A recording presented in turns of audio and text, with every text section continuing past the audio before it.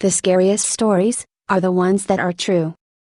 Orion Williamson was a farmer who lived with his wife and son in his farmhouse in Selma, Alabama. One sunny July afternoon in 1854, he was sitting on his front porch with his family. As neighbors, Farmer Wren and his son James, were passing by, Orion stood up to move his grazing horses to the shade.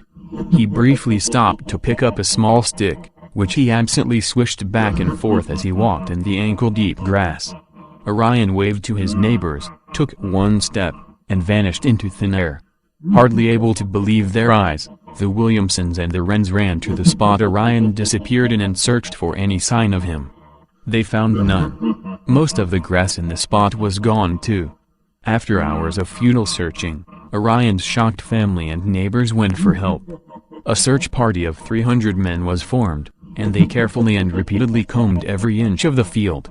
Later, bloodhounds joined the search. No sign of Orion materialized, even though the effort continued well into the night.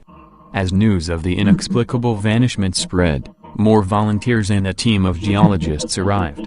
They dug up the field to see if the ground was in any way unstable or unusual. There was only solid rock a few feet below the surface. No holes, crevices or cave-ins, nothing that could explain the event. Reportedly, Mrs. Williamson and her son could hear Orion's voice calling for help for weeks afterwards, growing fainter and fainter. Each time they would rush out onto the field, only to find nothing. Gradually, Orion's voice faded into a mere whisper, then disappeared forever.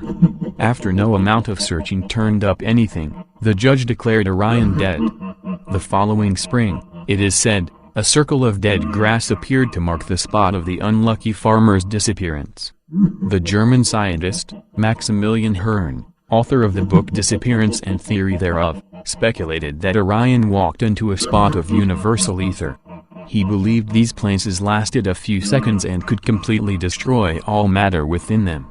Another scientist theorized a magnetic field had disintegrated Orion's atomic structure and sent him into another dimension. To me, that sounds even less likely than goblins did it. Years later, a traveling salesman named McCatton rewrote the Williamson disappearance. In his story, Orion's name became David Lang, the place changed to Gallatin and the date was moved to 1880. Even though the Lang story is fictional apart from the basic facts, it has been presented as true in newspaper articles and books by authors who didn't do their homework.